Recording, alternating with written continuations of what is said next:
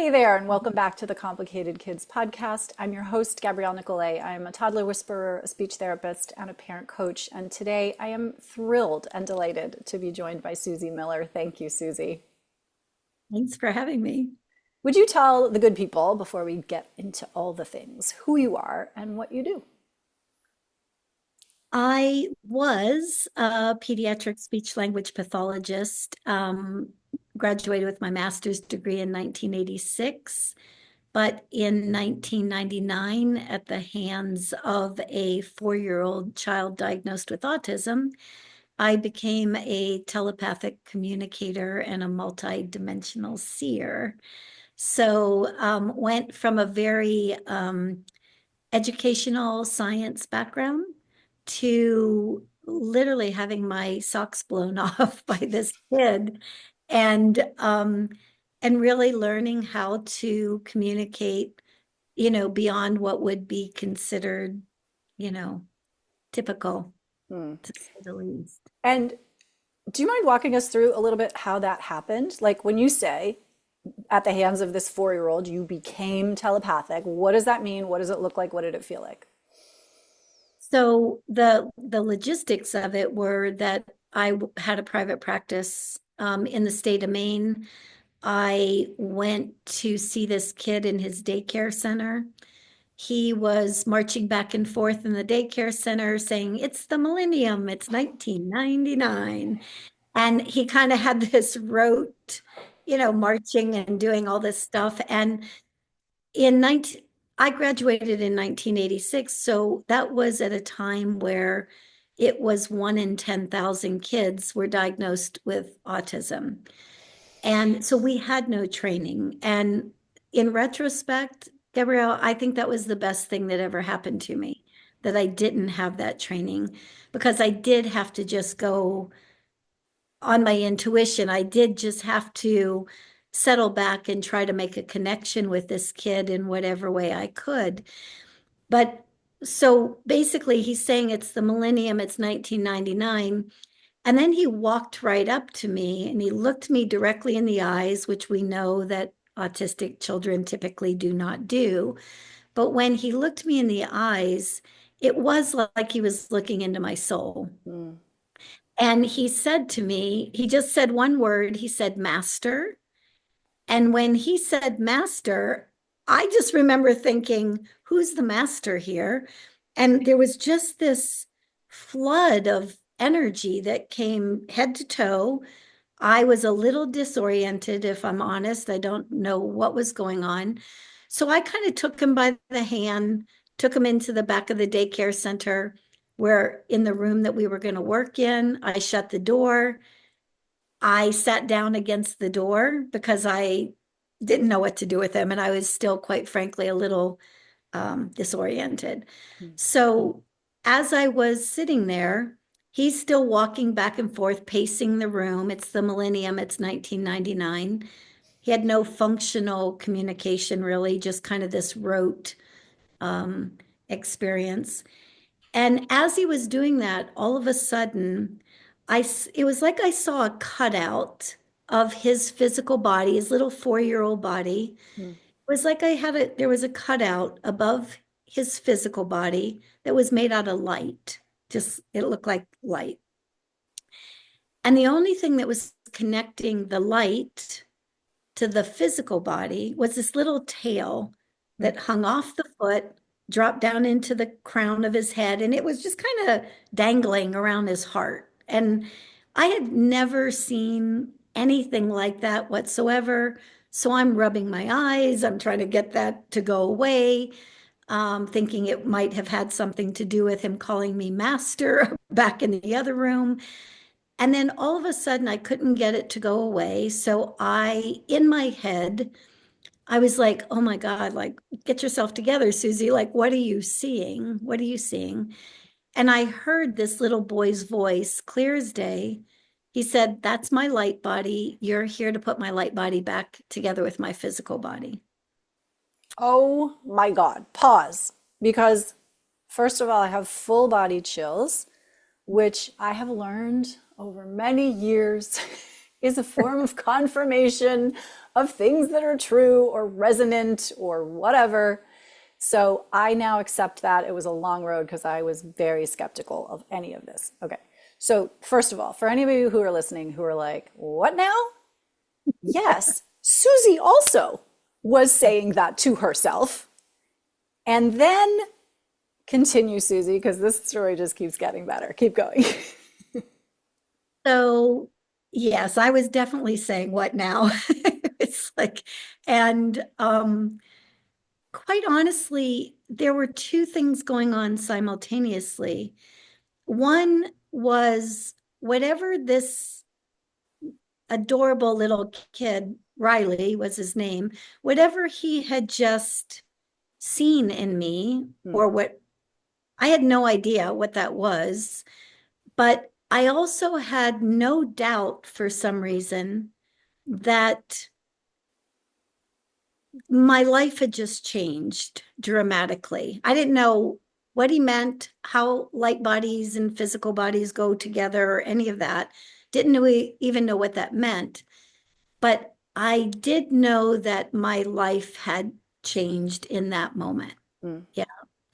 And so basically from there, he took me through a year-long process where I was still, I will say, pretending to be his speech language pathologist, because at this point I don't know what I am. And so I was coming and I was trying all the things. We were doing vocabulary, we were doing all the, finding out what he understood, all of that, what I thought I should be doing. And in the meantime, he was also coming to me telepathically, or he would come to me in dreams. And he would say, like one time he said, bring tuning forks. I was like, okay, what are we bringing tuning forks for? Well, I'm going to need two. One of those tuning forks represents the light body, and the other tuning fork represents the physical body. That might be a way of getting these two things back together. Or he'd say, bring color. I need color. My kids went to the Waldorf school at that time, so I had these big silks, red, green, blue. So I thought, okay, I'll just stuck them in my bag, brought them with me. And then he would, like, for instance, let's take vocabulary, for instance. If I was pretending to be Suzy speech pathologist and I was flipping the cards to see what he understood or what he could, I would do that and he'd give me nothing. It's like, okay, there's nothing in there, right? And then telepathically, he'd say, put the big red scarf over us. Like, make a tent, put it over us. I'd put it over us, flip the same cards. He would literally either identify and or name them. And I was like going, okay, I don't know what I'm understanding here, but there was some correlation between, it's like he could absorb information, he could share information based on color, based on the colors or frequencies, right? Yeah, this gets so out there so quickly, Yeah. and I'm here for it. First of all, and if you're still listening, then you are too, so that's fantastic.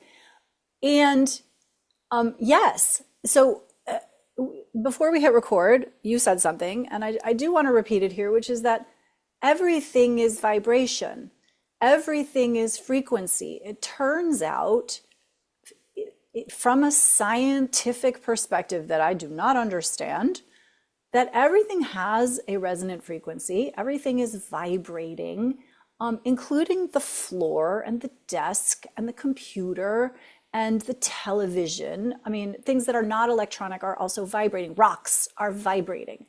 And if you've listened to the telepathy tapes, there's a really interesting segment in which Houston is grabbing all the crystals from the house because they are vibrating at a frequency that's very soothing to him. And again, it gets out there very quickly, except that there is a physical movement that all matter in the universe has.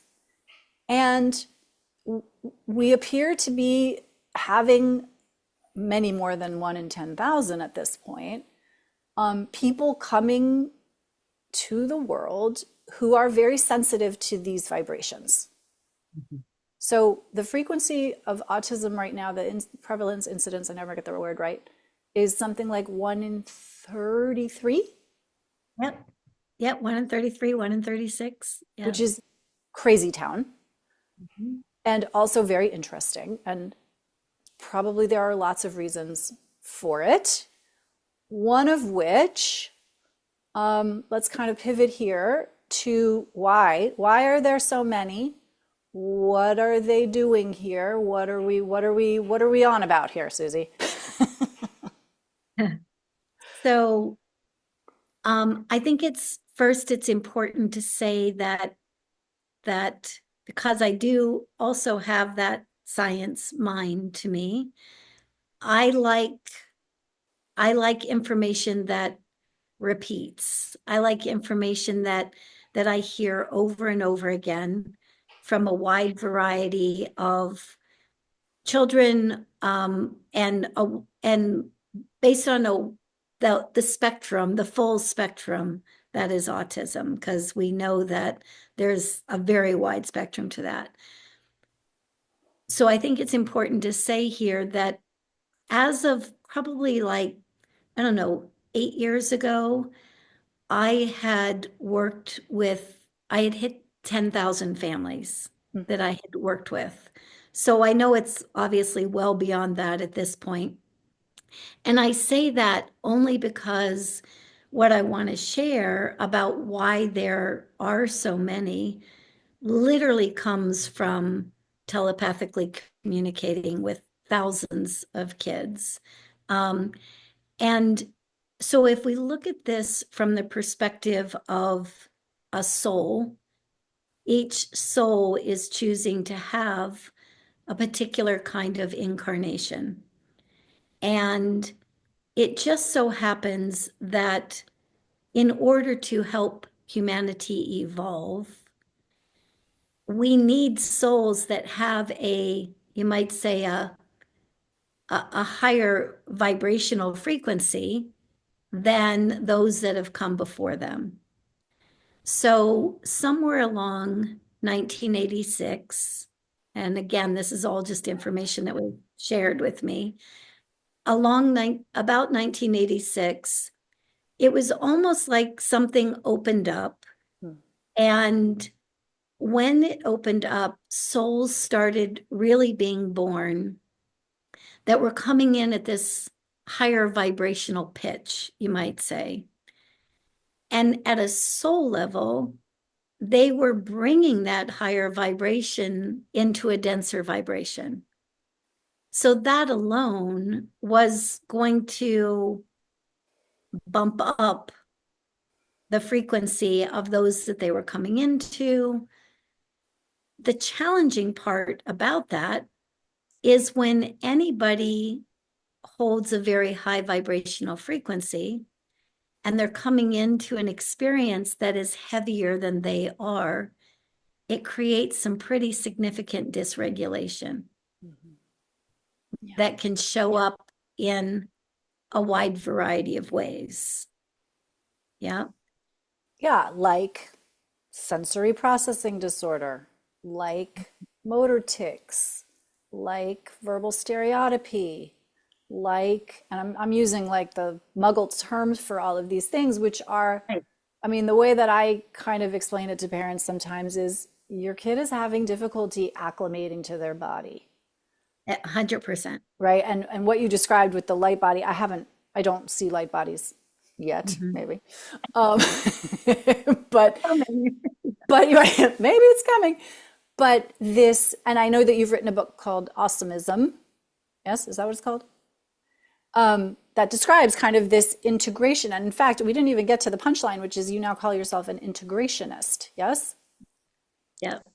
So you're helping kids, if I'm understanding this properly, acclimate soul, spirit, vibration, eternal, with their earthly bodies so that they can be here on Earth and do what they came to do, whatever that is, help us evolve, help us see more clearly, solve world problems, perhaps, in a manner that is more comfortable, that is more integrated, and therefore more comfortable, and kind of with more ease. Do I have that right?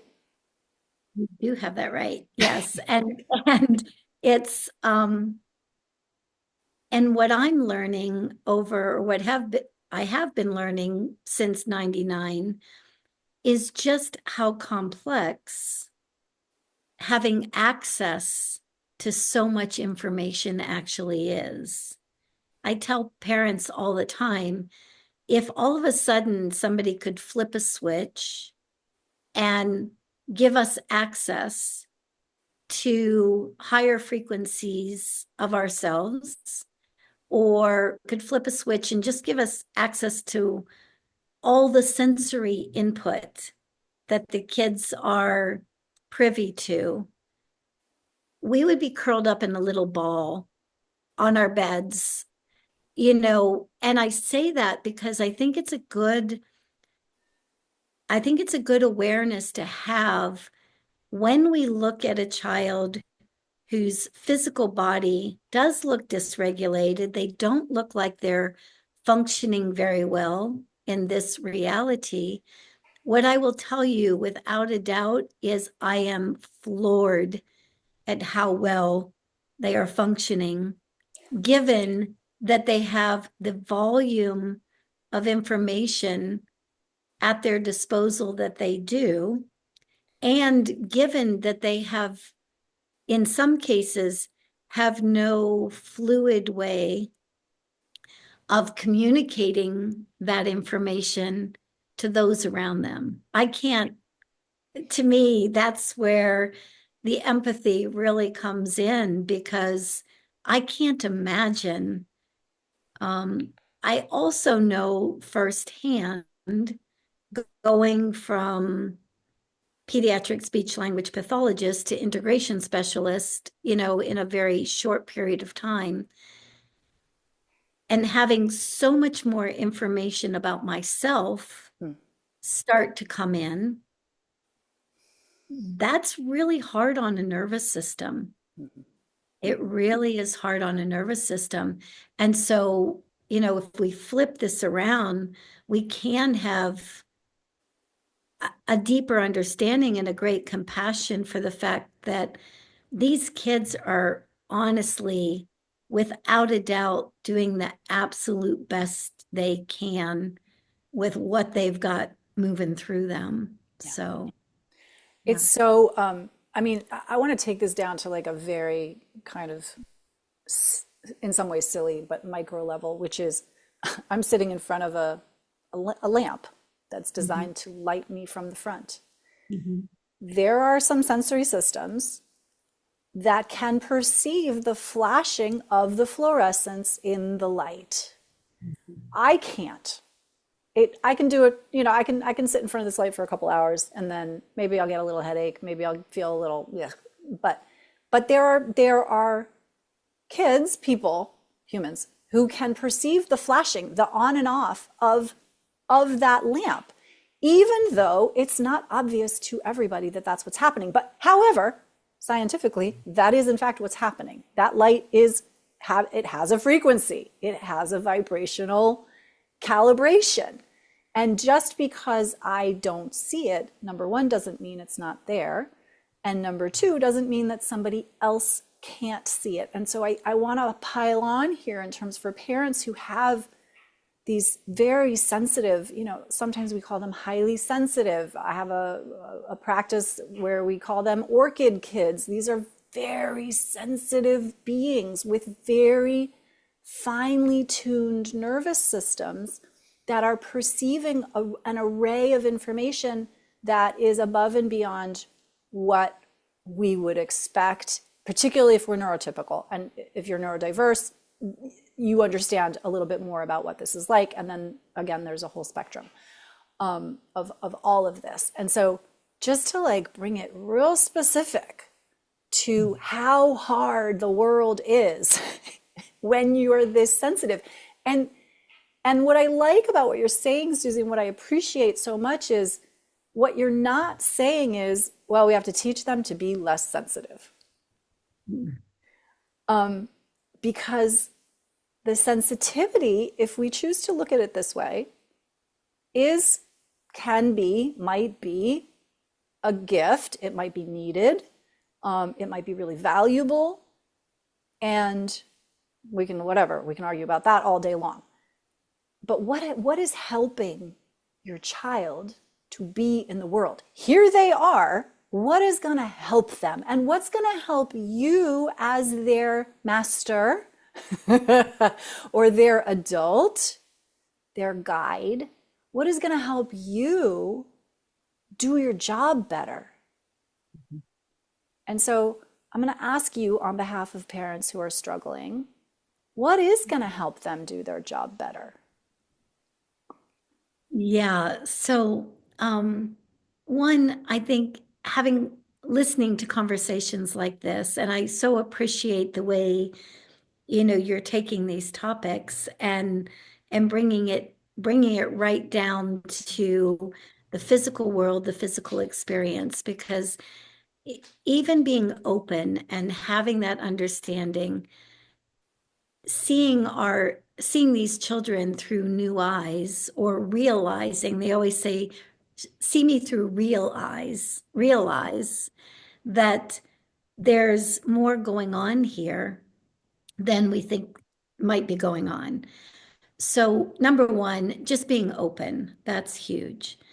The other thing, again, after communicating with all of these kids, being a parent of a child on the spectrum is really, really challenging. I mean, hugely challenging. I think I said before we started, I feel like those who are parents of children diagnosed with autism somehow have chosen to, consciously or unconsciously, chosen to fast track themselves somehow in their own evolution. It's not an easy task, and I don't have to tell any of your listeners that. But what happens is, for most parents, we're all conditioned to, our children are first. And when our children have something going on with them, we kind of step out of our own bodies, we step out of our own experience and make the whole experience about them. And I understand the idea behind it, but if we go back to having these souls or these children that are highly, highly sensitive in our midst, doesn't it make sense that if we're in fear, worry, and concern all the time, and if everything is vibration, then our highly sensitive children are kind of going, I'm in a field of fear, worry, and concern. So if, however, we're in curiosity or, interest, or, wow, that's weird, but I wonder what that's about. If we're in some of those lighter vibrations, you might say, if we're in, I don't understand what I'm seeing, but I can be in acceptance of the fact that that's what I am seeing. This is what's going on. Not acceptance of quote unquote disorders or any of that you've been told. But the more we can kind of start lightening that up a little bit, we're sending out a different signal to these vibrationally sensitive souls. And when they pick up a different signal, lo and behold, they give us back different information. Yeah.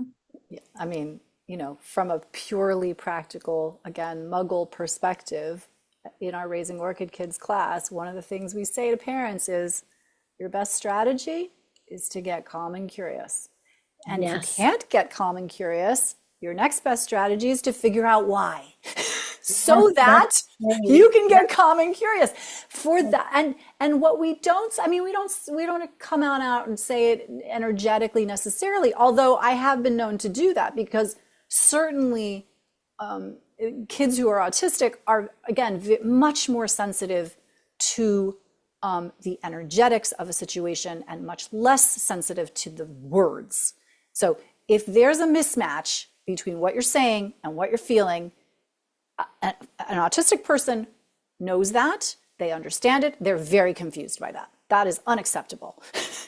And when we've got parents who are like, well, the strategy says I should not yell at my kid, and they're like, okay, I'm not yelling at my kid, I'm not yelling. But energetically, they're yelling. Right. And so how do we navigate that, right? We navigate it through authenticity. So every I mean, I'm in my early 60s, so back in the days of, um, parenting then, it's like you never showed your child how you felt. It's not okay to be vulnerable. It's not okay to be overwhelmed. You're supposed to have it all together and you show your child that. Well, maybe that worked, or to some degree, for somebody who didn't have the level of sensitivity that these kids have. But if they can see, feel, hear, know, have access to that information, then doesn't it make sense to just verbally articulate where we are? And here's a little bit of a caveat. We're not saying you're making me feel this way, right? That's a projection, and that can be very challenging for kids that are vibrationally sensitive. But what we can say is, I'm having a really hard day today. My nervous system feels a little bit discombobulated. I need to go outside. I need to go sit somewhere and have a cup of tea. I need to listen to some music that feels good. I need to do something to help regulate my nervous system. So, doesn't it also make sense that if we're modeling that, if we're, number one, being authentic, the moment that we are authentic, that child no longer has to try to figure out why the words and the feelings don't go together, right? So that's a great first step. And then secondly, if we're actually modeling some kind of regulation in our own bodies, doesn't it make sense that the kids will pick that up and start figuring out ways how to regulate their nervous systems?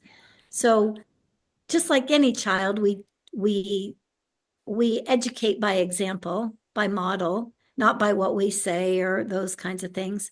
Yeah. It's just that with kids that are this energetically sensitive, they are going to completely tune out anything that is not authentic, isn't real. Um, and it does make sense that if we're going to try to invite them into our world, then it's beneficial to know as much about our world as we possibly can, right? Yeah, Oh, I sometimes say our kids are like little space aliens. They they just are. want to know how to do this, and Yes, exactly. they get confusing messages sometimes. They And get very confusing yeah, messages. and some of that is a lot of that is because we got confusing messages. And, so much of the work in coaching that I do with parents is untangling some of that. I mean, some of those, belief systems and thought patterns have been in place since they were 7 years old, and now their child is 7 years old, and they're very confused about like what is happening, right? The adults are confused. And so untangling all of that. We could go all day, but I'm going to respect everybody's time here, and we'll put a pin in it. Suzy Miller, what a privilege to speak to you today. Thank you so much.